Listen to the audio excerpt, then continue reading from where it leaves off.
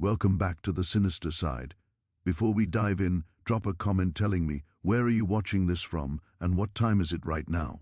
Don't forget to subscribe, because what you're about to hear will make you question everything you thought you knew about history. Tonight's story isn't just dark, it's unsettling, forbidden, and almost erased from memory. A tale so shocking it will linger in your mind long after the video ends. Charleston in 1839 was a city that mastered the art of appearing civilized. From a distance it looked refined, almost graceful, a place where gas lamps flickered softly against brick walls and the harbor shimmered with opportunity. Ships arrived daily, heavy with goods and promises, their sails lowered as merchants calculated profits and losses with practiced calm. The streets echoed with the rhythm of commerce, carriage wheels against stone, polite greetings exchanged between men who believed themselves to be the architects of order. Everything about Charleston suggested stability, tradition, and control. Yet that sense of order was carefully constructed, resting on foundations that were never meant to be examined too closely. The city's wealth did not come from chance. It came from systems that rewarded silence and punished questions. Cotton, rice, and trade flowed through Charleston's ports, and behind every shipment stood invisible hands and unheard voices. Respectability was currency here, as valuable as gold. A man's reputation could open doors that money alone could not, and once earned, it was fiercely protected. Society functioned less on truth and more on perception. What people believed mattered far more than what actually happened behind closed doors. The social hierarchy was rigid, yet subtly enforced. At the top stood influential merchants, planters, and officials, men whose names appeared in ledgers, churches, and social invitations. Their power was not always written into law, but it was understood by everyone who mattered. These men were seen as pillars of the community, symbols of stability in a world that feared chaos more than injustice. To question them was to risk isolation, to invite suspicion, and to lose one's place within the carefully balanced structure of Charleston society. Public life in the city followed strict, almost theatrical rules. Politeness was expected, emotions were restrained, and appearances were curated with precision. A well-dressed couple walking along the Battery told a story of harmony and success, regardless of what waited for them at home. Churches preached morality, newspapers praised progress, and social gatherings reinforced the illusion that Charleston was both prosperous and principled. Yet beneath the sermons and headlines lay a collective agreement not to look too deeply, not to ask what sustained such comfort. Women, particularly married women, occupied a precarious position within this world. They were expected to embody virtue and obedience, to maintain the household and reflect their husband's status. Legally and socially, their identities were absorbed into marriage, their independence reduced to little more than a formality. A woman's security depended almost entirely on the man she married, and the law rarely intervened on her behalf. In Charleston, this was not considered cruelty but order, a natural arrangement reinforced by tradition and scripture. The law itself was both powerful and selective. It existed to protect property, contracts, and commerce, not necessarily people. Legal language was precise, but morality was not its concern. If something could be justified through paperwork, it often escaped scrutiny. This created an environment where actions that should have been unthinkable could be reframed as transactions, where human lives could be discussed in the same tone as cargo or land. The system did not need to be openly cruel, it simply needed to function efficiently. Charleston's economy thrived on this efficiency. Merchants were admired for their ability to navigate risk, to make hard decisions in pursuit of success. Ruthlessness, when hidden behind politeness, was often mistaken for strength. Failure, on the other hand, was unforgivable. A man who fell from respectability did not simply lose money, he lost his identity. The fear of such a fall haunted the city's elite, pushing them toward choices they might never acknowledge publicly. Gossip existed, of course, but it was carefully managed. Whispers traveled through kitchens and back rooms, rarely reaching places where they could cause real damage. Everyone knew that certain topics were dangerous, better left untouched. When rumors surfaced about influential figures, they were softened, redirected, or quietly dismissed. Charleston excelled at turning discomfort into silence. The city understood that stability depended not on justice, but on the appearance of harmony. Religion played a significant role in reinforcing this mindset. Churches were central to community life, offering moral guidance that conveniently aligned with existing power structures. Sermons emphasized obedience, order, and acceptance of one's place. Questioning authority was often framed as a moral failing, a temptation to be resisted. Faith, in this context, became another layer of insulation, protecting those at the top from scrutiny while encouraging others to endure their circumstances quietly. The physical beauty of Charleston contributed to the illusion. Grand homes with wide porches and manicured gardens suggested generosity and refinement. These houses were stages upon which success was displayed, their walls hiding realities that did not fit the narrative. Visitors saw elegance and assumed virtue, never imagining what decisions were being made in the privacy of those rooms. The city's charm was not accidental, it was a deliberate distraction. Within this environment, power operated subtly. It did not always announce itself through violence or threats. More often, it appeared as opportunity or protection. Aligning oneself with the right people could mean security, while crossing them could mean ruin. This unspoken understanding shaped behavior at every level of society. People learned to measure their words, to weigh the consequences of curiosity, and to accept that some truths were simply not meant to surface. Marriage, in particular, was treated as both a social contract and an economic arrangement. Love was secondary, sometimes irrelevant. Alliances were formed, assets combined, reputations strengthened. Once married, a woman's legal existence was largely absorbed into her husband's, a fact so normalized that few questioned it. This imbalance was not hidden, it was openly acknowledged, yet rarely challenged. In Charleston, this was simply how things were done. The city's legal framework reflected these values. Laws were written by men who benefited from them, interpreted by courts that prioritized stability over fairness. Gray areas were plentiful, and within those gray areas, power thrived. What could not be done openly could often be achieved through careful wording and strategic silence. The law did not ask whether something was right, only whether it was permitted.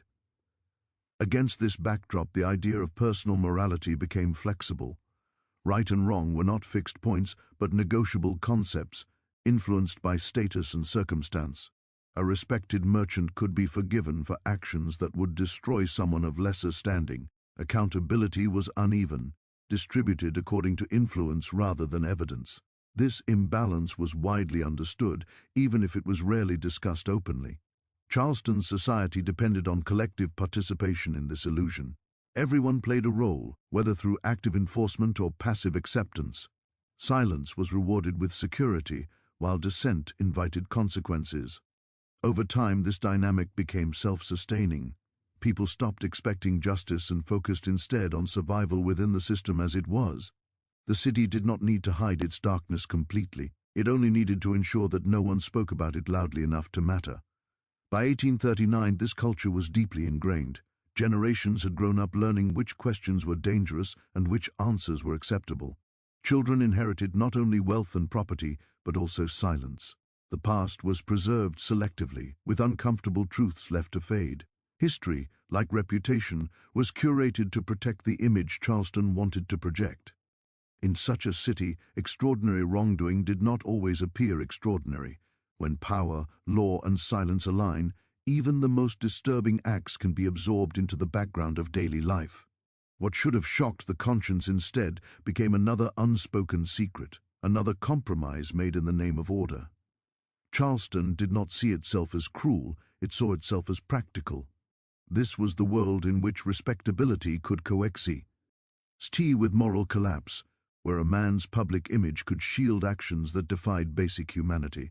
The city's greatest strength, its ability to maintain appearances, was also its greatest danger. By valuing stability over truth, Charleston created space for acts that would later be described as unthinkable, yet at the time were allowed to unfold quietly, efficiently, and almost invisibly. And it was within this carefully balanced, deeply flawed environment that a scandal would emerge, not as a sudden rupture, but as a logical consequence of a system that had long prioritized power over people. A city that refused to look too closely would soon find itself complicit in something it claimed never to have seen. From the outside, the marriage appeared unremarkable, almost forgettable, which was precisely why it escaped scrutiny. In Charleston society, marriages like theirs were common enough to fade into the background of daily life. A respectable man took a wife, established a household, attended church, hosted occasional guests, and carried on with business. Nothing about it invited curiosity. There were no public scandals, no loud disputes spilling into the street, no dramatic gestures that might attract gossip. And in a city that valued appearances above all else, normalcy was the greatest shield a marriage could have. Yet what Charleston accepted as normal often concealed profound imbalance.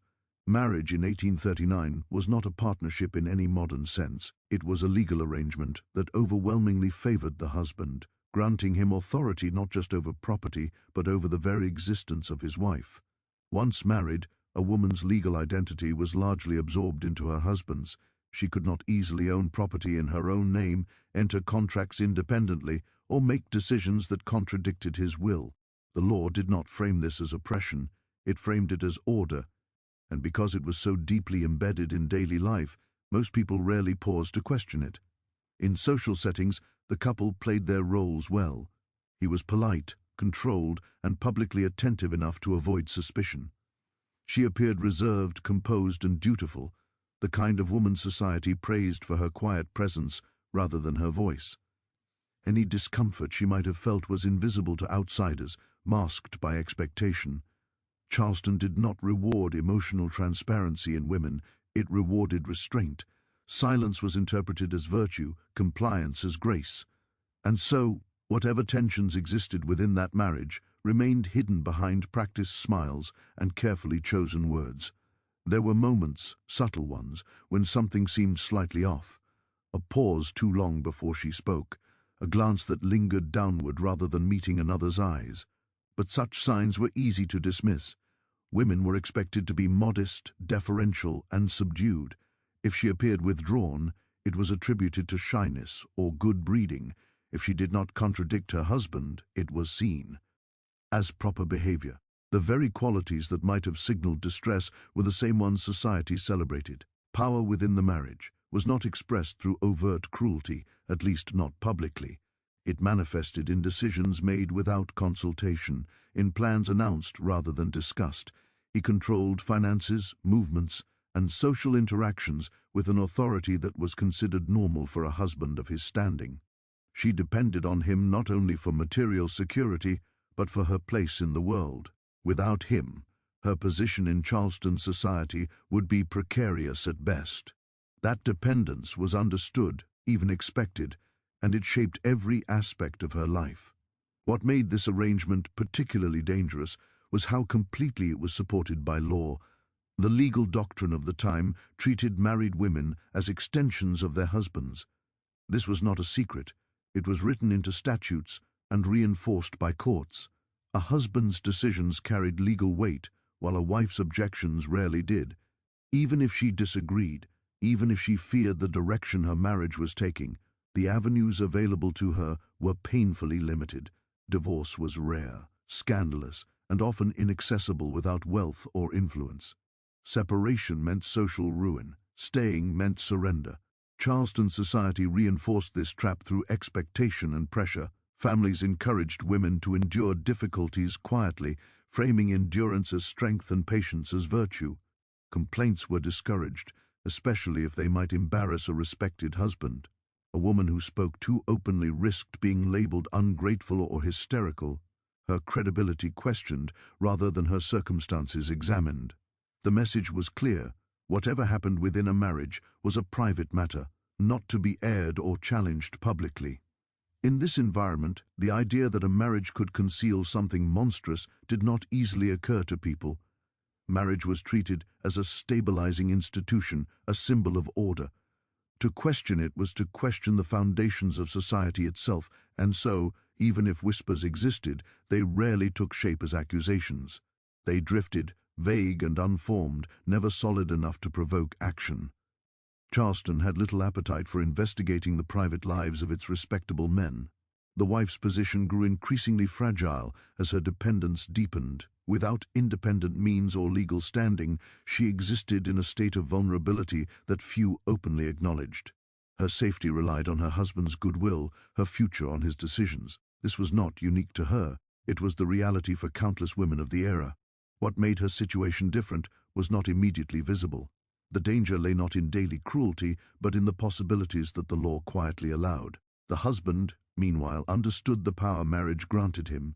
Whether he reflected on it consciously or simply absorbed it as part of his role, he knew that his authority was rarely quaestio. Society trusted him, the law empowered him, and the silence surrounding marital affairs protected him.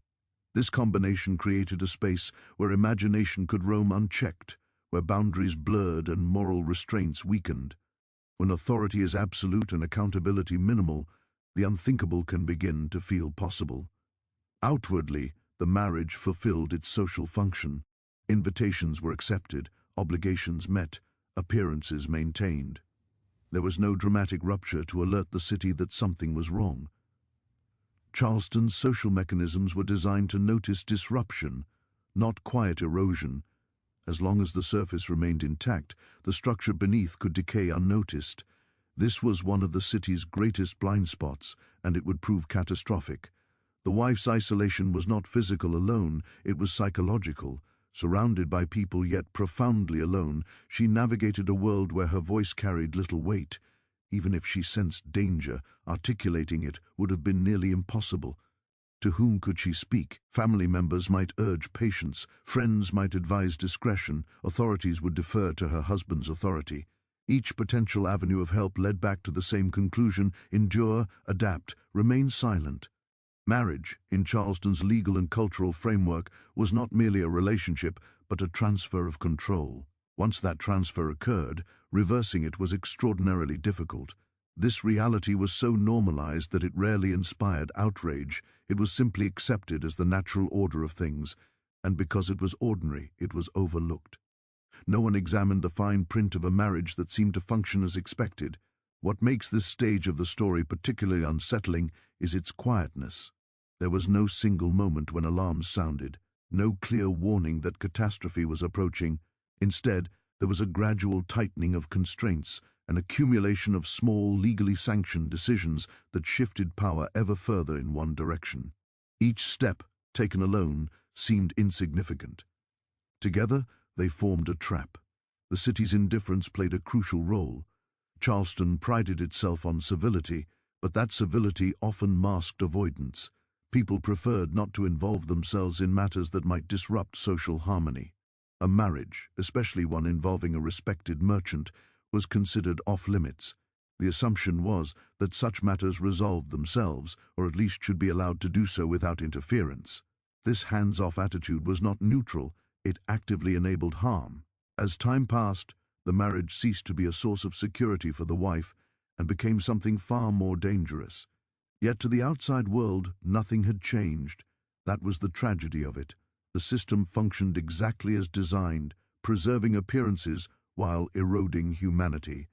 The imbalance of power grew, unchecked and unchallenged, creating conditions where exploitation could be rationalized rather than resisted.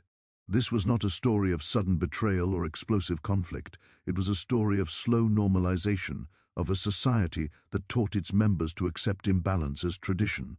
The marriage raised no questions because the questions themselves were considered inappropriate.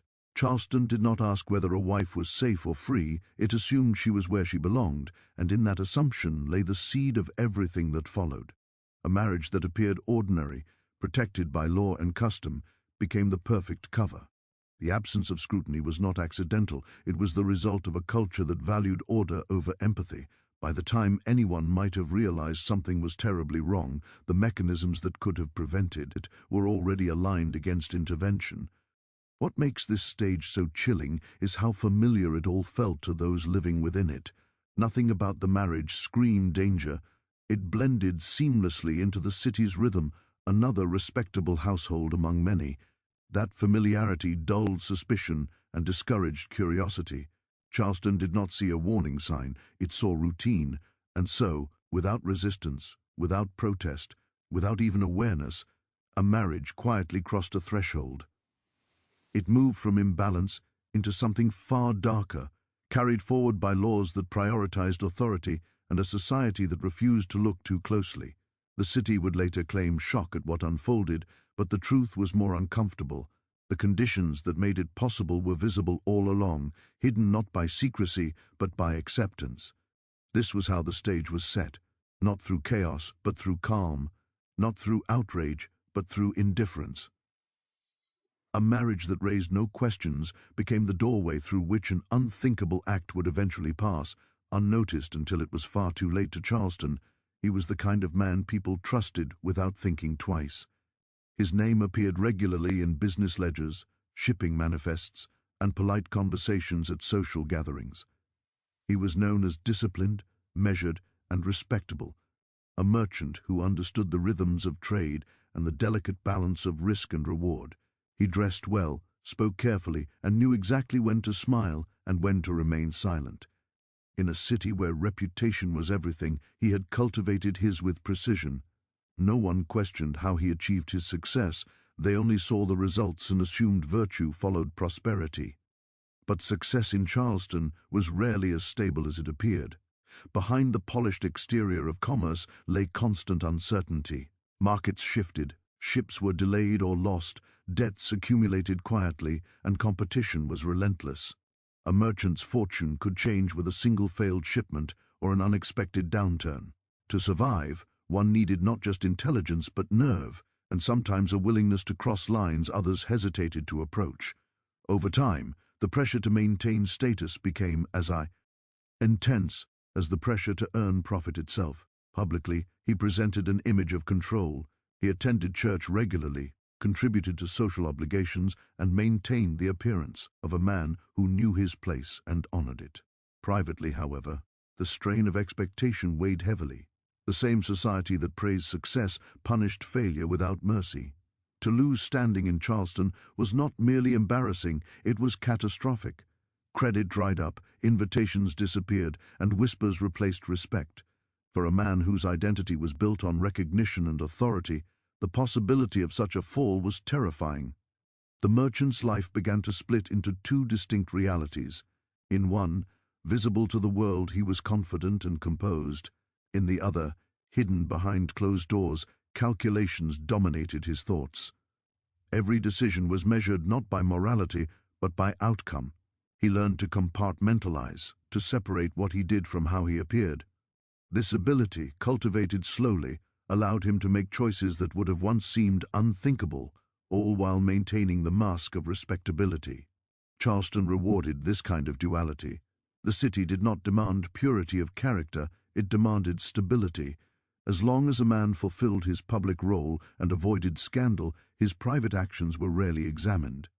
This created a dangerous freedom. Boundaries existed, but they were flexible for those with enough influence. The merchant understood this intuitively. He had seen others navigate moral gray areas without consequence, watched questionable decisions disappear beneath layers of politeness and silence. His business dealings reflected this evolution. Where once he might have hesitated, he now pushed forward. Contracts became more aggressive, risks more pronounced. Each successful maneuver reinforced his belief that outcomes justified methods. When things went well, no one asked how.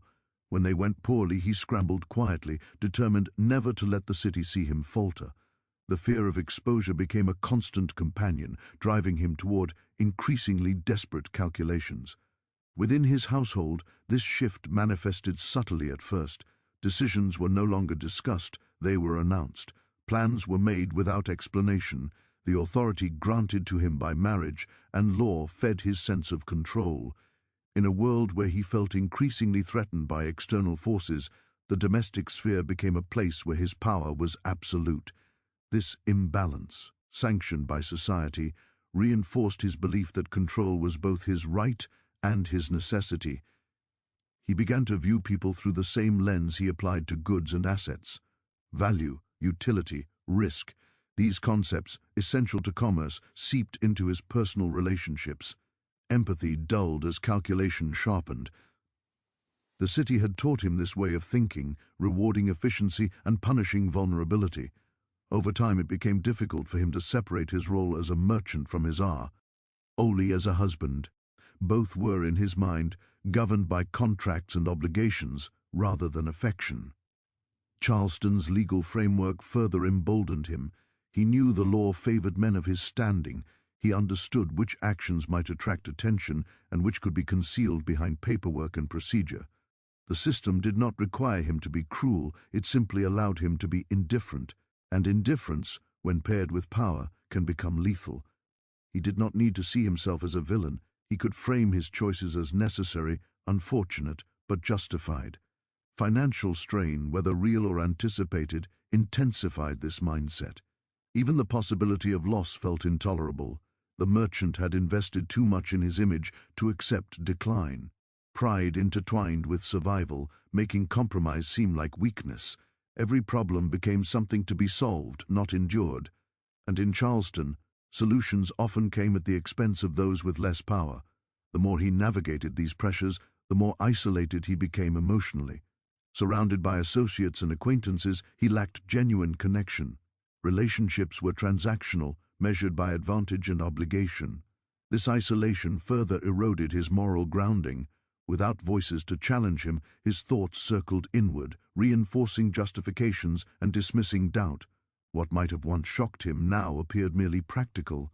Society's reinforcement of masculine authority played a crucial role.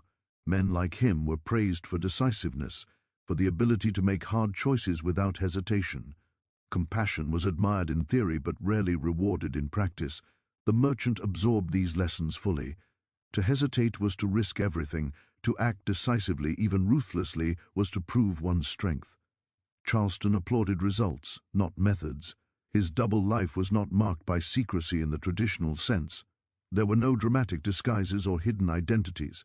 Instead, it was defined by selective transparency. He revealed what supported his image and concealed what threatened it. This was a skill he had honed over years in business, now applied seamlessly to his personal life. The city, complicit in this arrangement, accepted the version of him it was shown. As time passed, the gap between appearance and reality widened. He grew comfortable with the idea that morality was flexible, adaptable to circumstance. This belief did not emerge overnight.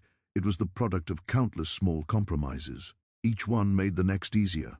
Each success reinforced the notion that consequences were avoidable. Charleston's silence acted as affirmation, signaling that as long as order was maintained, anything could be tolerated. Within this psychological landscape, empathy became an obstacle rather than a guide. The merchant trained himself to suppress it, viewing emotional hesitation as a liability. When faced with difficult choices, he prioritized outcomes that preserved his status and solvency. The law, the culture, and his own ambitions aligned to support this approach. There was no external force demanding restraint. What is particularly unsettling is that none of this set him apart from his peers. He was not uniquely cruel or visibly unstable. He was, in many ways, a product of his environment. Charleston produced men like him regularly, rewarding those who could navigate its contradictions without hesitation. The difference lay not in his nature, but in how far he was willing to go when tested. As pressures mounted, his thinking narrowed. Complex human realities were reduced to variables in a calculation. Solutions were evaluated based on efficiency rather than ethics. This mindset, once confined to ledgers and contracts, now governed his view of life itself. The boundary between business and humanity dissolved, replaced by a single guiding principle: preserve position at all costs. In quieter moments, if doubt surfaced, it was quickly suppressed. Doubt threatened paralysis, and paralysis threatened ruin. He convinced himself that the world was harsh, that survival required difficult choices, and that sentimentality was a luxury he could not afford. These rationalizations insulated him from guilt, allowing him to move forward without confronting the full weight of his actions. Charleston's social mechanisms ensured that he rarely faced direct challenge. Those who might have questioned him lacked the influence to do so safely. Those with influence had little incentive. As long as he remained useful and unproblematic, his peers saw no reason to intervene. This absence of accountability was not accidental, it was built into the structure of the city's power dynamics. By the time he reached the point of making his most consequential decision, his transformation was complete. What would have once seemed monstrous now appeared logical within the framework he had constructed. He no longer saw himself as choosing between right and wrong, but between survival and collapse. In that equation, humanity was negotiable. This is how his double life functioned, not as a stark contrast between good and evil, but as a gradual shift from conscience to calculation. The merchant Charleston admired was real, but incomplete. Beneath that surface existed another reality shaped by fear, ambition, and a system that rewarded silence. The city did not create a monster overnight, it cultivated one slowly, through expectation, pressure, and permission. And when the moment came to act, there was no dramatic hesitation, no visible struggle. The decision emerged from a mindset long in the making, supported by law, enabled by culture, and shielded by reputation. The merchant did not see himself stepping into darkness. He believed he was simply doing what Charleston had always taught him to do: protect his standing, preserve order, and ensure his own survival, no matter the cost. The moment did not arrive with shouting or violence. There was no sudden outburst, no dramatic confrontation that might later be remembered as the point of no return. Instead, it crept in quietly, disguised as thought, calculation, and necessity. The decision that should never have existed was born not in chaos, but in calm. It emerged from long nights of consideration, from a mind trained to solve problems efficiently and without sentiment. In that stillness, morality did not collapse loudly. It thinned, stretched, and finally gave way. By this stage, the merchant no longer viewed his circumstances through the lens of emotion. Years of pressure had reshaped his thinking. Problems were puzzles. Obstacles were variables. Human relationships, once complex and unpredictable, had been reduced to factors in an equation. He told himself he was being practical, realistic, even responsible. Charleston rewarded men who acted decisively, and hesitation was often indistinguishable from failure. In that environment, stopping to question the nature of a decision felt dangerous. The law loomed large in his thoughts, not as a moral guide, but as a framework to be navigated. He understood its language, its loopholes, its silences. The legal system did not forbid every atrocity outright, it simply regulated ownership, contracts, and authority. And within those regulations existed spaces where something unspeakable could be rebranded as permissible. The merchant did not invent this reality. He discovered it, explored it, and gradually convinced himself it was usable. At first, the idea may have appeared only as a vague possibility, a fleeting thought dismissed as too extreme. But once imagined, it did not disappear. It lingered, resurfacing whenever pressure mounted. Each time it returned, it seemed slightly less impossible. This is how dangerous decisions take root. They do not arrive fully formed. They grow through repetition and justification. What once horrified slowly became conceivable, then plausible, and finally actionable. He began to test the idea against the world he knew. Would anyone stop him? Would anyone question him? The answers, based on observation and experience, were unsettlingly clear. Charleston did not interfere in the private affairs of respected men. The law deferred to authority. Society preferred not to know. The more he examined the environment around him, the more the boundaries appeared flexible. What should have been a wall revealed itself as a curtain. Crucially, the decision was framed not as cruelty, but as necessity. He told himself stories to soften its edges. This was not about malice, he reasoned, but survival, not about desire, but inevitability. In his mind, he became a man forced by circumstance to make a hard choice. This narrative allowed him to avoid confronting the reality of what he was contemplating. Language became his shield. By renaming the act, he stripped it of its horror. The absence of immediate resistance emboldened him. There was no external voice to challenge the path he was considering. No friend confronted him. No authority questioned him. Even within himself, doubt had grown faint. The system he lived within did not just allow such thinking, it encouraged it. Charleston prized outcomes, not introspection. As long as order was maintained, methods were rarely scrutinized. What makes this moment particularly disturbing is its deliberateness. This was not an act of impulse. It was planned, evaluated, and refined. He weighed potential consequences, not in terms of human cost, but in terms of risk to himself. Would his reputation survive? Could the paperwork be managed? Were there precedents, even obscure ones, that might support his actions? These were the questions that occupied his mind. The absence of empathy was not sudden, it was the result of long conditioning. In quieter moments, he may have sensed the enormity of what he was preparing to do, but such moments were fleeting. They were quickly overwhelmed by fear of loss, fear of exposure, fear of falling from the position he had fought to secure. Charleston had taught him that losing status was worse than losing virtue. Once that lesson is internalized, almost anything can be justified. The decision also relied heavily on invisibility. It depended on the assumption that no one would look too closely. That assumption was not baseless. The city had proven time and again that it preferred not to see. Silence was not accidental, it was habitual. The merchant trusted this silence as much as he trusted contracts and laws.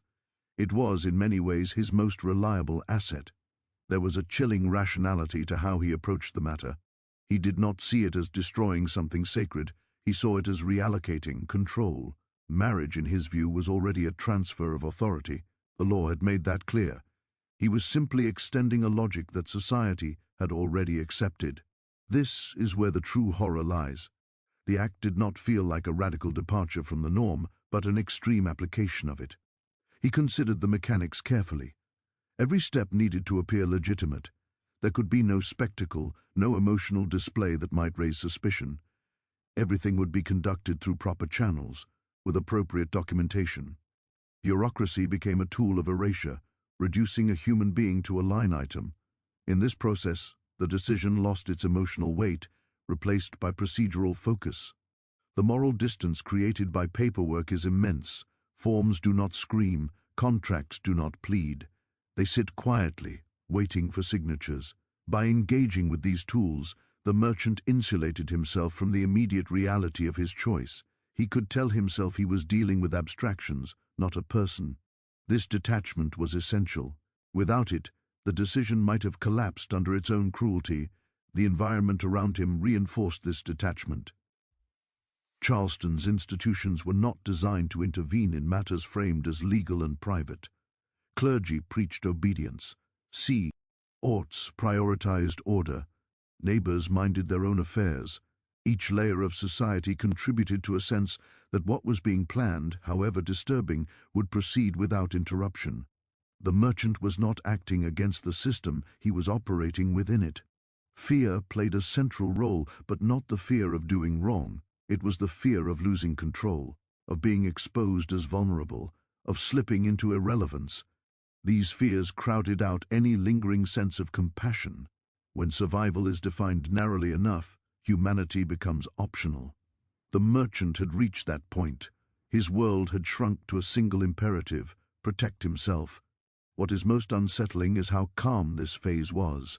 There was no visible descent into madness, no signs that might have alerted those around him. He continued his routines, attended gatherings, conducted business.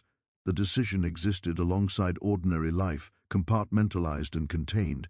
This normalcy made it easier to proceed. If everything else remained unchanged, how wrong could the decision really be? He may have even convinced himself that others would have done the same in his position. Charleston was full of men who spoke proudly of making hard choices. He told himself he was no different, merely more honest about the realities of power. This belief further insulated him from self-reflection. By imagining his actions as typical, he stripped them of moral weight. As the decision solidified, it became less a question and more a plan. Once that transition occurred, turning back grew increasingly difficult. Planning creates momentum. Each step taken commits the next. By the time he reached this stage, the decision had woven itself into his understanding of the future. Abandoning it would require confronting everything he had become. The terrifying truth is that nothing in his world clearly forbade what he was about to do. There was no bright line he could point to and say, "Here is where it becomes impossible." Instead, there was only a gradual slope, smoothed by law and custom. He walked down it willingly, guided by a system that had never demanded he stop. This decision did not feel dramatic to him. It felt administrative, necessary, inevitable. That is what made it possible. The absence of emotional turmoil was not a sign of peace, but of erosion. By the time he committed fully to the idea, the part of him capable of recoiling had already been dulled, and so the line was crossed, not with a leap, but with a step. A quiet, deliberate step, taken in the confidence that the world would not intervene. The decision that should never have existed now did, fully formed and ready to be acted upon. It was no longer hypothetical, it was real. Charleston would later claim shock, disbelief, outrage, but in that moment, there was nothing in the city's structures that truly opposed what was about to happen. The law allowed space. Society offered silence. Reputation provided cover. The decision was not an aberra. It was a consequence. This is how the unthinkable becomes possible, not through sudden evil, but through careful reasoning in a world that rewards calculation over conscience. The merchant did not wake up one day transformed. He arrived here step by step, guided by fear, ambition, and a system that never forced him to choose differently. And once that decision settled into certainty, the rest became a matter of execution. The hardest part was already over. The moral boundary had been crossed, and on the other side, there was only process. What followed would be horrifying, but in his mind, it was already justified. The city, unaware or unwilling to know, stood ready to absorb the consequences in silence. Once the decision had been made, everything that followed unfolded with a chilling sense of order. There was no dramatic confrontation, no public declaration that might have alerted the city. Instead, the process moved through channels that Charleston trusted deeply: documents, signatures, formal language. Paperwork had a unique power in that world. It transformed actions into procedures and moral questions into technicalities. What could not be justified emotionally could often be legitimized administratively, and that was the path chosen here. The law did not ask why an action was taken, it asked only whether it complied with existing rules. This distinction mattered more than most people realized. Legal systems are often portrayed as moral arbiters, but in practice they function as frameworks for order. In 1839 Charleston, those frameworks were designed to protect property, authority, and commerce. Human dignity was not their primary concern. When people became objects within those systems, the transition was disturbingly smooth. Language played a crucial role in this transformation. The words used in documents were precise, unemotional, and sanitized. They did not describe suffering or fear. They described transfers, permissions, obligations. Each phrase stripped away another layer of humanity. By the time the process was complete on paper, the reality it represented had been reduced to something abstract. This abstraction was not accidental, it was the mechanism that made the act survivable for those involved in carrying it out. Those who handled the paperwork did not see themselves as participants in cruelty. Clerks processed documents every day without questioning their implications. Lawyers focused on compliance and precedent, not consequence. Officials ensured procedures were followed, not that justice was served. Each person involved could tell themselves they were merely doing their job. Responsibility dissolved as it spread across the system, leaving no single individual forced to confront the whole truth. This diffusion of accountability was one of the system's most powerful features. No one had to look directly at what was happening. Each step appeared minor when viewed in isolation. A signature here, a verification there, a record entered into a ledger. The enormity of the act was hidden by its fragmentation. When cruelty is broken into pieces small enough, it becomes manageable, even routine. The merchant understood this instinctively. He did not need to threaten or coerce the system. He simply navigated it. He knew which offices to approach, which questions to avoid, which explanations were unnecessary. His status smoothed the path further. Respectability acted as a silent endorsement, discouraging scrutiny. People assumed that a man like him would not misuse the law. That assumption was the system's blind spot. What makes this stage so horrifying is how ordinary it was. Nothing about the process stood out as unusual to those involved. Charleston was accustomed to transactions involving human lives. The city's economy depended on them. In that context, the paperwork did not feel exceptional. It fit seamlessly into existing practices, borrowing their language and legitimacy. The act was not framed as a moral rupture, but as an extension of established norms. Paper has a way of creating distance. It allows people to engage with outcomes without confronting experiences. A name becomes an entry. A person becomes a category. Suffering disappears behind ink. This distance was essential. Without it, the process might have collapsed under the weight of its own brutality. But the system was designed to prevent that collapse, to keep human consequences out of view. The wife's reality, however, did not disappear simply because it was absent from the documents. Her existence was being redefined without her consent, her agency erased through legal mechanisms she had no power to challenge. Yet within the paperwork, her voice did not matter. The law did not require it. Her silence was assumed, her compliance presumed. This was not seen as a flaw in the system, but as proof of its efficiency. Charleston's legal culture reinforced this efficiency. Speed and order were valued. Delays were seen as problems, not safeguards. Once the process began, there was little incentive to slow it down. Each completed step validated the next. Momentum built quietly, carrying the act forward with bureaucratic inevitability. To interrupt it would require someone to question not just the decision, but the system itself. That was unlikely. The merchant benefited enormously from this momentum. As long as the process continued, doubt receded. Action replaced hesitation. He could tell himself that if it were truly wrong, someone would intervene. The absence of intervention became a form of permission. This is one of the most dangerous illusions created by bureaucracy, the belief that legality equals legitimacy. Even the physical environment contributed to this illusion. Offices were orderly, controlled spaces, far removed from the human impact of the decisions made within them. The calm of these settings contrasted sharply with the violence inherent in what was being authorized. That contrast numbed perception. It was easier to see the process as administrative rather than destructive. There was also a strategic advantage in relying on paperwork. Documents outlast people. They create records that can be referenced, defended, and hidden behind. Should questions arise later, the merchant could point to legality. He could argue compliance. Paper became both sword and shield, enabling the act and protecting its author. The system's reliance on precedent further insulated those involved. If similar actions had occurred before, even in different contexts, they could be cited as justification. History, selectively interpreted, became a tool for normalizing the present. The fact that something had been done before was often enough to silence objections. Charleston's past, carefully curated, provided cover for its present. This stage of the story exposes a truth that is deeply uncomfortable. Atrocities do not always require hatred or rage. Sometimes they require only indifference and procedure. The people who facilitated the act did not need to believe it was right. They needed only to believe it was permitted.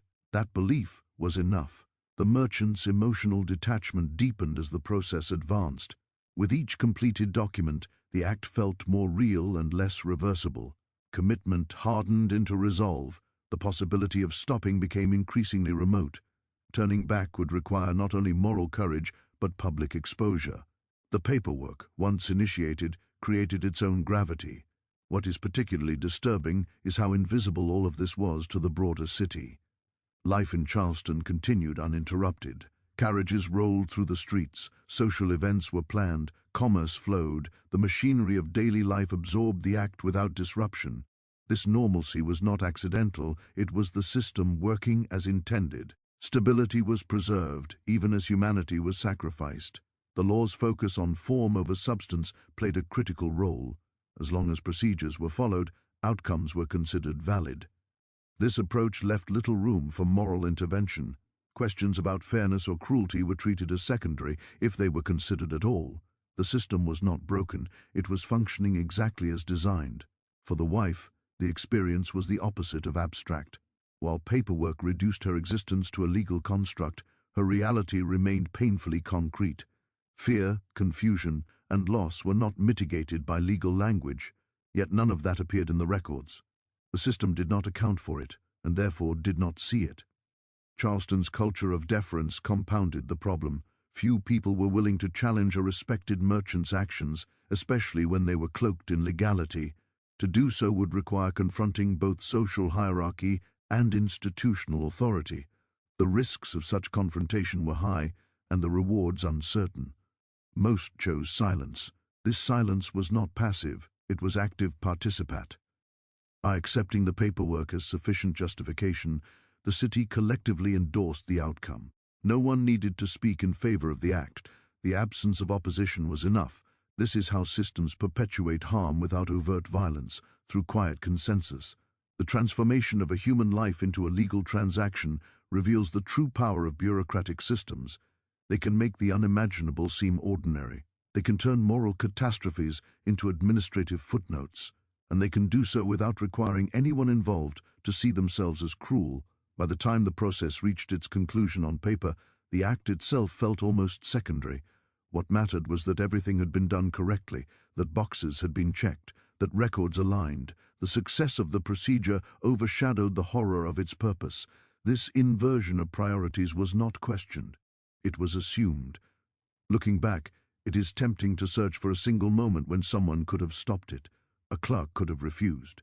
An official could have asked questions. A lawyer could have withdrawn. But systems like this are designed to make such moments rare. They distribute responsibility so widely that no one feels empowered to intervene. Each person sees only a fragment, never the whole. The merchant relied on this fragmentation. It allowed him to move forward without facing unified resistance. The system's complexity became his ally. Where morality might have demanded a clear answer, bureaucracy provided endless ambiguity. In that ambiguity, cruelty found space to operate. This stage of the story is not about dramatic villainy, it is about quiet complicity, about how ordinary processes can enable extraordinary harm, about how paperwork, often seen as neutral or boring, can become a vehicle for erasing humanity. Charleston did not need to endorse the act explicitly. It needed only to allow it to proceed. And proceed it did, smoothly and efficiently, wrapped in legality and shielded by silence. By the time anyone might have realized the full extent of what had occurred, the records were already written. The ink had dried. The system had spoken. What remained was not just the outcome, but the unsettling realization that nothing in the process had required anyone to confront the moral reality of their actions. The law had done its job. Order had been maintained, and in doing so, it had demonstrated just how dangerous a system can be when it values procedure over people. This is why paperwork matters, not because it records truth, but because it can conceal it.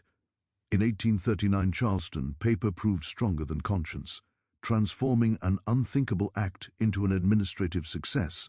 The city would later struggle to reconcile this reality, but at the time there was no disruption, no alarm, only quiet efficiency, and the devastating certainty that what had been done was now officially, irrevocably allowed.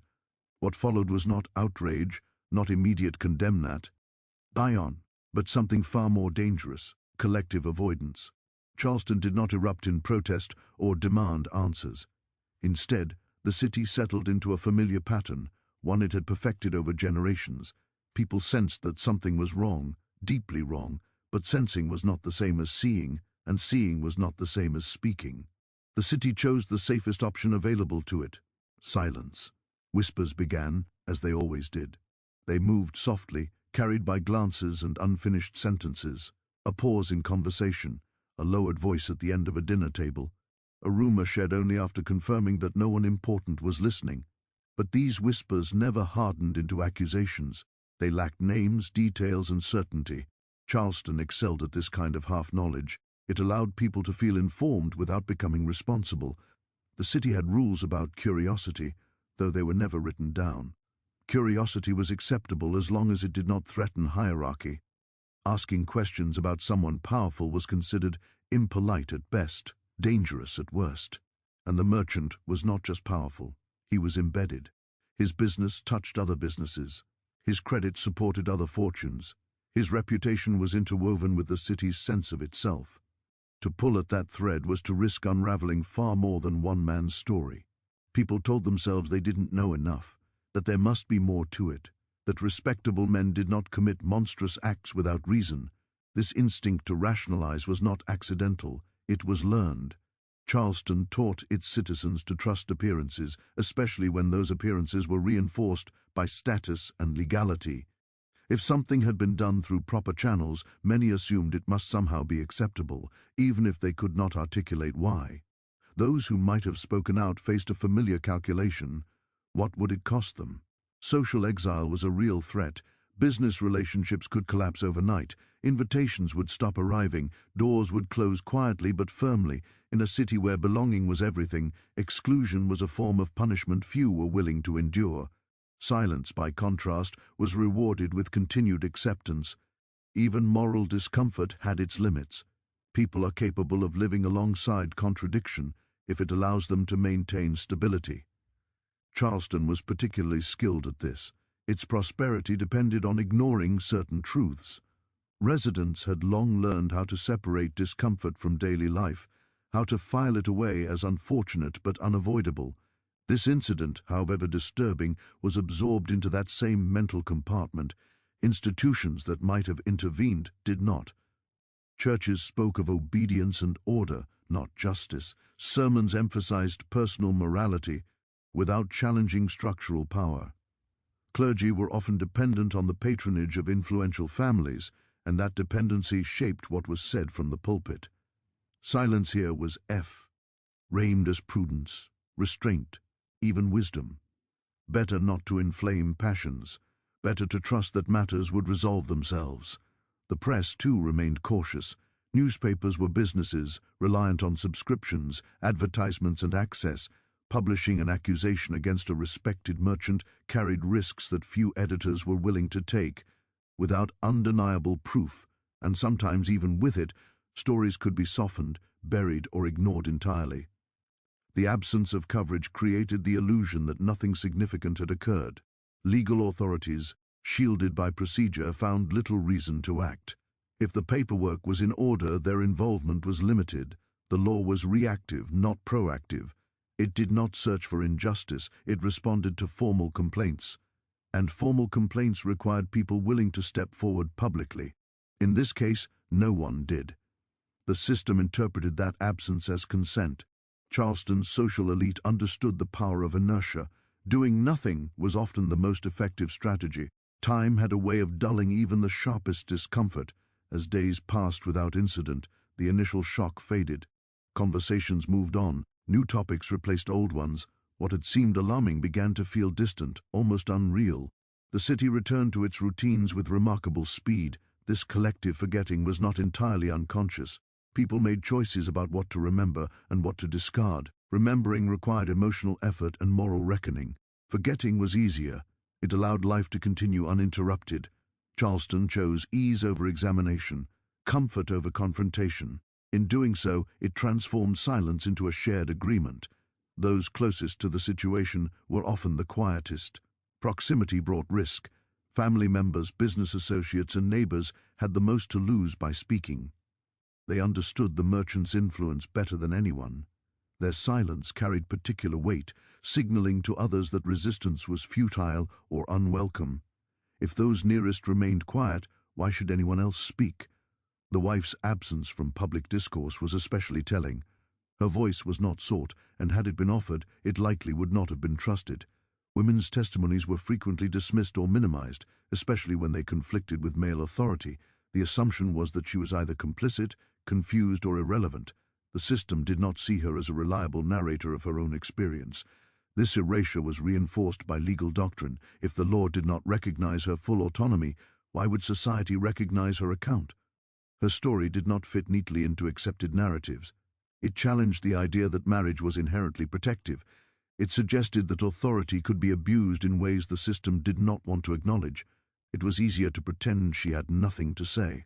Charleston's silence was not a single act, but a series of choices repeated daily. Each person who decided not to ask a question, not to share a concern, not to press for clarity, contributed to the outcome. Responsibility was diluted across the city, making it feel weightless. No one felt solely accountable, and so no one acted. The merchant continued to move through society largely unchanged. He attended gatherings, conducted business, maintained his routines. His presence alone served as reassurance. If he could walk freely unchallenged, then perhaps there was nothing to challenge. Appearances once again did their work, smoothing over unease and discouraging inquiry. Over time, the story became distorted, details blurred, facts were replaced by speculation. Some people convinced themselves the rumors had been exaggerated, others assumed there had been misunderstandings. Without clear information, imagination filled the gaps, often in ways that minimized discomfort. The truth, already fragile, became harder to grasp with each retelling. This process of distortion was aided by the city's hierarchical structure. Narratives flowed downward from those with influence. If the powerful framed the situation as resolved or insignificant, that framing spread. Those lower in the hierarchy adopted it, consciously or not. Dissenting interpretations struggled to survive without institutional support. Silence also functioned as a warning. It signaled to anyone watching that certain topics were dangerous. The absence of public discussion was itself a message: do not pursue this, do not ask questions, do not disturb the balance. People learned from observation as much as from instruction. They saw what was not said and understood why. Charleston had long practiced this kind of social self-regulation. It was how the city maintained cohesion despite deep inequalities and contradictions. By avoiding open conflict, it preserved a sense of order. But that order came at a cost. It required the suppression of truth and the normalization of harm. This incident was not an exception. It was an example of how the system functioned. The danger of such silence is that it reshapes moral boundaries. When wrongdoing goes unchallenged, it begins to feel less like wrongdoing and more like precedent. Each unspoken act expands the range of what seems possible.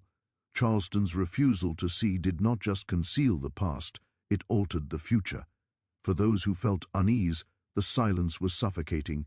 Doubt lingered, unresolved. Some carried it quietly, unsure how to reconcile their discomfort with the city's calm. Others pushed it away, choosing not to dwell on something they felt powerless to change. Both responses served the same end: inaction.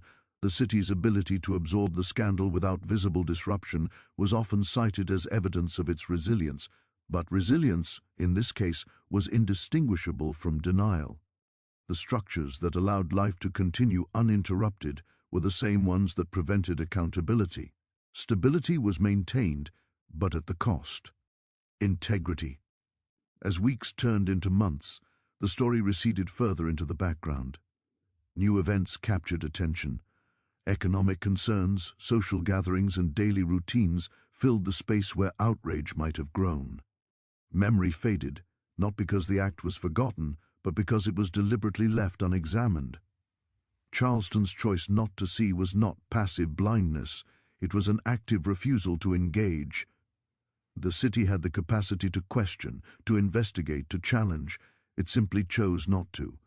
That choice was shaped by fear, convenience, and self-interest, but it was a choice nonetheless. This silence had consequences beyond the immediate moment. It signaled to others with power that boundaries were negotiable. It demonstrated that legality and respectability could shield almost anything. The lesson was clear: if you operated within the system and maintained appearances, the city would protect you. In this way, Charleston became complicit not through action, but through omission. It did not need to endorse the act explicitly. Its refusal to confront it was endorsement enough. The city's silence became part of the story, as significant as any document or decision that came before. What makes this chapter especially unsettling is its familiarity. Societies often imagine wrongdoing as loud and obvious, accompanied by chaos and resistance. But here, the opposite was true. The wrongdoing was quiet, procedural, and met with polite avoidance. It blended into daily life, leaving little trace beyond an unease that few dared to articulate. Charleston's people told themselves they were powerless, that the system was too entrenched, that speaking would change nothing. These beliefs became self-fulfilling. By accepting them, the city ensured that nothing would change. Silence hardened into tradition, and so the scandal passed into a strange limbo, known but not acknowledged, sensed but not spoken. It existed in the margins of memory, a shadow that followed the city without ever fully emerging into light. This was perhaps the most devastating outcome of all. Not just that something horrific occurred, but that it was allowed to dissolve into quiet acceptance. The city that chose not to see did more than ignore a single act. It reaffirmed a way of life built on selective vision. It taught itself, once again, that order mattered more than truth, and that stability was worth almost any price. In doing so, Charleston ensured that the damage would not end with one scandal. It would echo forward, shaping what came next, protected by the same silence that had allowed it to happen in the first place. What followed was not justice in any meaningful sense of the word. There were no public trials that exposed the full truth, no formal reckoning that matched the scale of what had been done. Instead, there was a careful recalibration, a quiet adjustment designed to limit damage rather than confront wrongdoing. Charleston did not ask how such an act had been possible, it asked only how its consequences could be contained. The priority was not accountability, but preservation. The first concern was reputation. Reputations in Charleston were not personal possessions, they were social assets, shared and defended collectively. One man's disgrace could ripple outward, staining families, businesses and institutions. The merchant's standing was tied to others who had invested in him, trusted him, aligned themselves with his success. To allow his name to become synonymous with scandal was to invite instability, and instability was something the city feared above all else. So the narrative began to shift. Where once there had been whispers of wrongdoing, now there were murmurs of misunderstanding. Details were blurred, softened, or quietly corrected. Language became vague. Instead of describing what had happened plainly, people spoke in abstractions. Complicated situation, private matter, legal misunderstanding. Each phrase stripped the act of its brutality, recasting it as an unfortunate but manageable complication. This reframing did not happen in a single coordinated effort, but through many small decisions made by individuals acting in what they believed to be their own best interests. Business partners chose not to ask further questions. Social acquaintances avoided the topic entirely. Clergy emphasized forgiveness over truth. Each choice pushed the city further away from justice and closer to closure without resolution. There were consequences, but they were uneven and incomplete. Some relationships cooled, invitations became less frequent in certain circles. A faint discomfort followed the merchant into rooms that had once welcomed him unconditionally. But these were social adjustments, not moral judgments. They signaled unease, not condemnation. He was not expelled from society, he was simply repositioned within it. For those who might have expected punishment, this outcome was deeply unsettling. The system had moved swiftly to protect itself, absorbing the shock without transforming. There was no sense that the rules had changed, only that an anomaly had been managed. The message was subtle but clear: the system remained intact, and it would not be questioned. The law, having already played its role, receded into the background. Its involvement had ended once procedures were followed. There was no mechanism to revisit the moral implications of what had occurred. Legal closure was mistaken for ethical closure. The absence of further action was interpreted as finality, even though nothing had truly been resolved. The wife's fate, meanwhile, existed largely outside public conversation. Her suffering did not fit neatly into the city's need for closure. Acknowledging it would have required confronting the full horror of the act, and that was precisely what Charleston wanted to avoid. Instead, her story was fragmented, spoken of only in whispers, if at all. She became an absence rather than a presence, defined more by what was not said than by what was known. This erasure was not accidental. It was necessary for the city's emotional survival. To fully acknowledge her experience would have shattered the illusion that Charleston was a place of order and refinement. It would have forced people to see themselves as complicit, not merely unfortunate witnesses. Erasure was easier than empathy. The merchant himself adapted quickly to this new equilibrium. He learned which spaces welcomed him and which did not. He adjusted his behavior, softened his presence, avoided unnecessary attention. Survival had always been his guiding principle, and it served him again here. He did not need redemption, he needed acceptance. And Charleston, despite its discomfort, was willing to provide just enough of it. What is striking is how quickly the city normalized this adjusted reality. Humans are remarkably adept at adapting to injustice when it is presented as unavoidable. The initial shock gave way to resignation. Conversations moved on. New concerns replaced old ones. The scandal became a reference point rather than an active wound. Remember when, Instead of how could, this normalization had profound consequences. It taught the city that even the most extreme violations could be survived without fundamental change. It reinforced the idea that stability was resilient, capable of absorbing anything as long as appearances were maintained. This lesson did not go unnoticed by others with power. Boundaries shifted quietly, expanding the range of what seemed possible. For those on the margins of society, the outcome was a warning. It demonstrated that the system would not protect them if their suffering conflicted with the interests of the powerful. Justice, they learned, was conditional. It flowed upward, not downward. This understanding deepened existing inequalities, reinforcing fear and resignation. There were moments when the story threatened to resurface. A comment made too openly. A question asked by someone less invested in silence. Each time, the city responded swiftly, though not overtly. The conversation would change. The speaker would be gently corrected or subtly isolated. The message was reinforced without being spoken. This matter was settled. Settled, however, did not mean resolved. Beneath the surface, tension lingered. Some carried guilt they could not fully articulate. Others carried anger they had nowhere to direct. But without collective acknowledgement, these emotions remained private, powerless. The city had denied itself the language needed to process what had happened. The absence of justice also meant the absence of learning. Systems evolve when they are challenged. Without challenge, they stagnate. Charleston's institutions emerged from this episode unchanged, convinced of their own adequacy. The possibility that they had failed profoundly was never seriously entertained. Failure would have required accountability, and accountability threatened saintability. In the years that followed, the incident became increasingly abstract. Details were lost or deliberately obscured. Records went missing, memories faded. What remained was a vague sense that something dark had occurred, without clarity or context. This ambiguity served the city well. Ambiguity does not demand action, certainty does. The merchant's life continued, altered but not destroyed.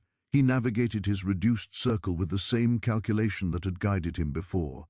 The absence of severe consequence reinforced his belief that the system ultimately favored those who understood it.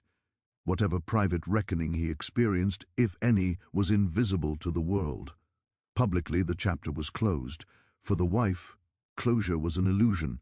Her story did not benefit from the city's need to move on.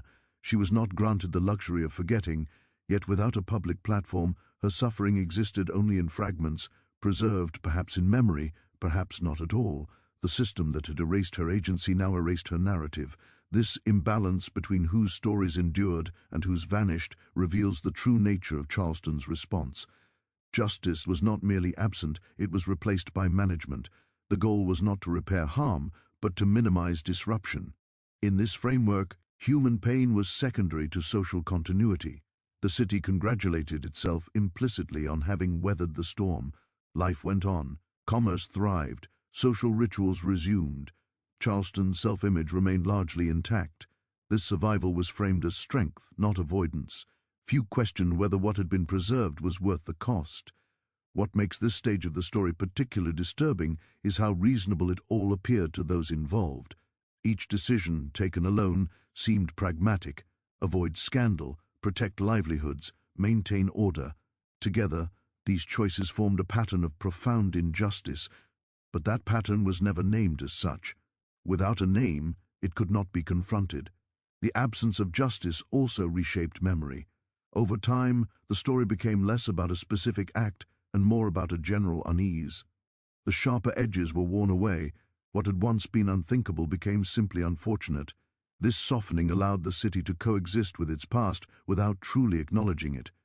Charleston's response demonstrated a fundamental truth about power. It does not always need to punish to prevail. Sometimes it simply waits. Time, silence, and normalization do the work. Outrage fades. Curiosity dulls. What remains is a quiet acceptance that things are as they are. This acceptance had consequences beyond the immediate moment. It reinforced a culture in which legality was mistaken for morality and silence for peace. It taught future generations that challenging authority was risky and often futile. The lesson was not taught explicitly, but it was absorbed nonetheless. The scandal did not end with justice denied. It ended with understanding denied. Without understanding, there could be no change. The city carried on, burdened by a history it refused to fully confront. The absence of visible consequence became a kind of permission, signaling that the system would protect itself even at the expense of humanity. In the end, what Charleston achieved was not resolution, but containment. The damage was limited, the narrative controlled, the disruption minimized. But containment is not healing. It is merely postponement. The unresolved truth remained, buried beneath layers of politeness and forgetfulness. This stage of the story forces an uncomfortable realization. Injustice does not always announce itself with violence or chaos. Sometimes it concludes quietly, with handshakes and reassurances, with a collective decision to move on.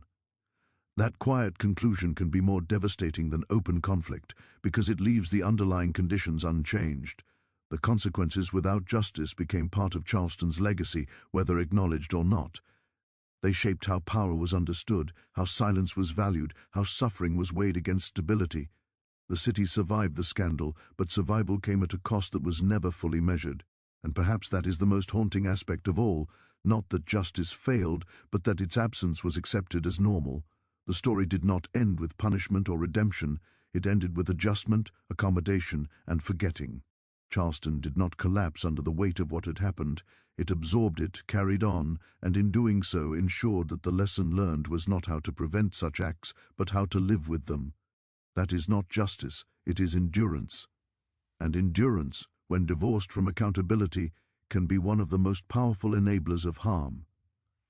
The aftermath of the scandal stretched far beyond the immediate events, embedding itself into Charleston's social fabric in ways both subtle and profound. Time, which usually heals, instead acted as a layer of dust, covering over the raw edges of what had occurred, softening memory but never fully erasing it. The merchant remained in the city, his public persona largely intact, but the invisible lines of suspicion and quiet disapproval had begun to form around him. These lines were almost imperceptible, the gentle tightening of social space, yet they carried a weight heavier than any public censure. Charleston had survived, but not unchanged. The city had adapted, just as its residents had adapted, and in that adaptation lay both preservation and a quiet, persistent shadow. For many, life returned to an uneasy normalcy. Commerce continued, social events resumed, and the rhythms of daily life masked the turbulence beneath.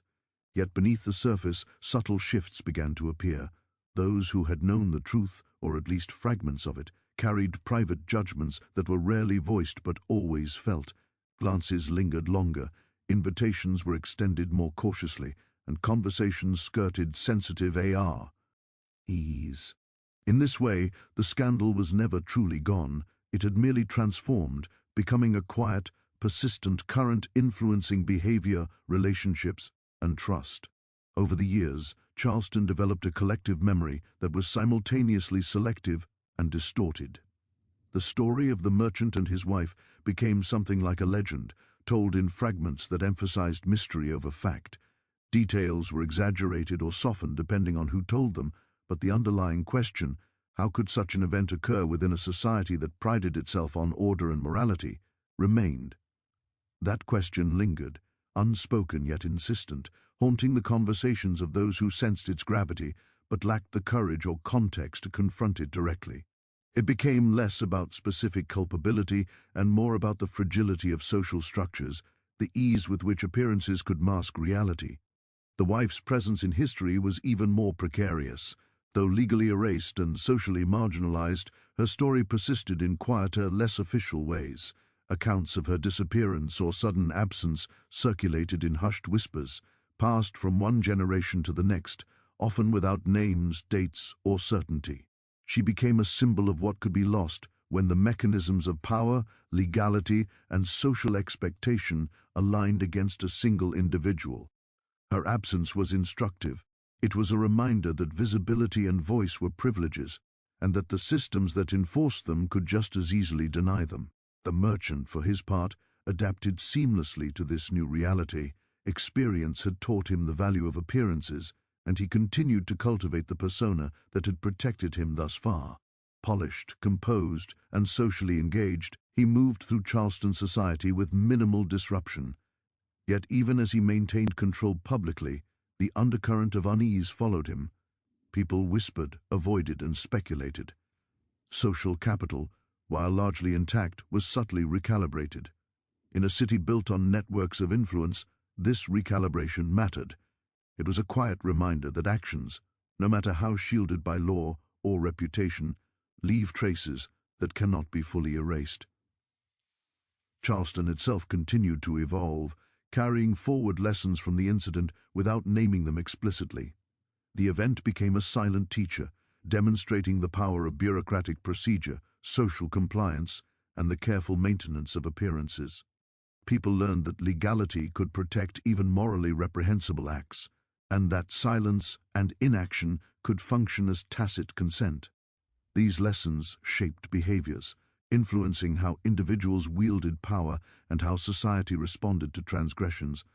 Authority was understood not just as formal law, but as socially enforced expectation, and the consequences of challenging that authority were internalized quickly.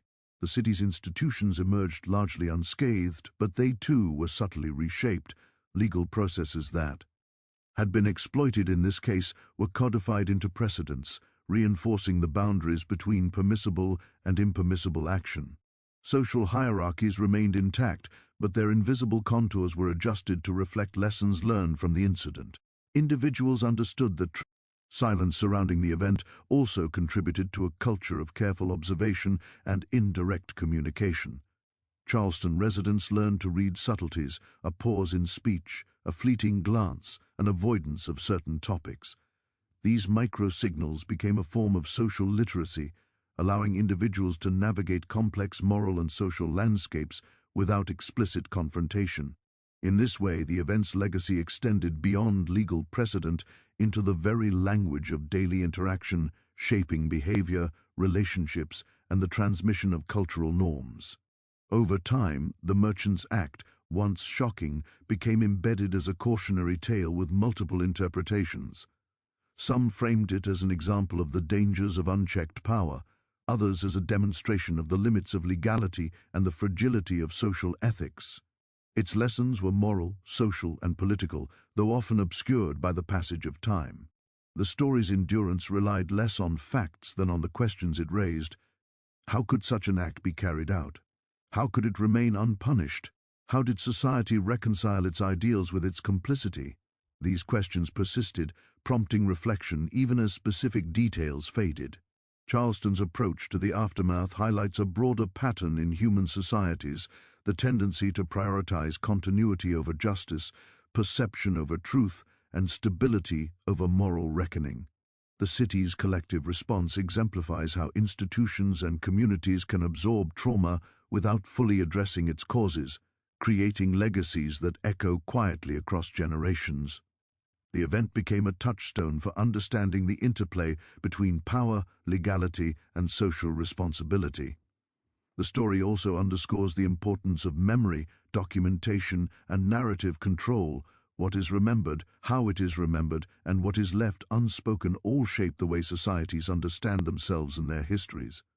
In this case, the selective preservation of events, the suppression of certain voices, and the normalization of silence allowed a profound injustice to endure within a framework of apparent normalcy. Charleston did not forget entirely, but it reframed, obscured, and integrated the event into a broader tapestry of social practice. For the broader historical record, this has consequences. Researchers, writers, and future generations must grapple not only with documented facts, but with gaps, absences, and silences that distort understanding. The wife's story, largely erased from public memory, requires reconstruction from fragmentary evidence, careful reading of whispers, and a recognition of the systems that sought to render her invisible. In doing so, the incident becomes a lens for examining how power operates, how societies enforce complicity, and how memory itself is contested. The enduring legacy of the merchants' actions is not limited to individuals. It extends to the city itself, shaping cultural norms, social expectations, and the moral imagination of Charleston's residents. The boundaries of acceptable behavior, the limits of inquiry, and the interplay between legality and morality were all recalibrated by this incident. It became a model for understanding risk, authority, and the consequences of action versus inaction. Even as the scandal receded into history, its lessons persisted in the behaviors and assumptions of the community. Ultimately, the story concludes not with closure, but with questions. The city moved on, but the human and ethical dimensions of the act remained unresolved. The merchant survived with his reputation intact, the wife was silenced, and society recalibrated around the tension between legality and morality. The tale's endurance lies in its capacity to provoke reflection, to illustrate the fragility of justice, and to expose the ways in which power, law, and social expectation can converge to protect privilege while erasing vulnerability. Charleston's forgotten scandal became both a historical fact and a moral question, one whose echoes continue to resonate long after the immediate actors have disappeared. The story reminds us that the legacies of injustice are rarely neat or confined. They ripple outward, shaping institutions, culture, and individual consciousness. History may record events, but it also preserves the silences, omissions, and accommodations that define their true impact. The city, the merchant, and the forgotten wife together form a narrative that is not easily reconciled, a testament to the enduring tension between human ambition, social order, and ethical responsibility. In this way, the scandal of 1839 does not merely belong to the past, it remains a living lesson, a warning of how societies negotiate power and morality, and how stories, once silenced, continue to demand attention even as they are obscured by time. Charleston survived, but at what cost? The question lingers, unanswered, a shadow over a city that learned to live with the consequences of its own complicity, the moral ambiguity, the quiet endurance, the persistence of unanswered questions. All these elements together create a legacy that challenges historians, citizens, and observers alike. They invite reflection not only on what happened, but on how societies choose to respond, what they value, and which voices are amplified versus erased. In every whispered retelling, in every fragment of memory preserved, there remains the possibility of reckoning, the potential to confront what was tolerated and to understand the full human weight of what occurred. And so, the scandal persists, not as a single event frozen in time, but as an ongoing dialogue between history and memory, legality and morality, silence and voice. Its story is incomplete, its lessons partially obscured, yet its resonance remains undeniable, a testament to the enduring complexity of human behavior, social structures, and the difficult, often uncomfortable truths that shape our understanding of justice, power, and consequence.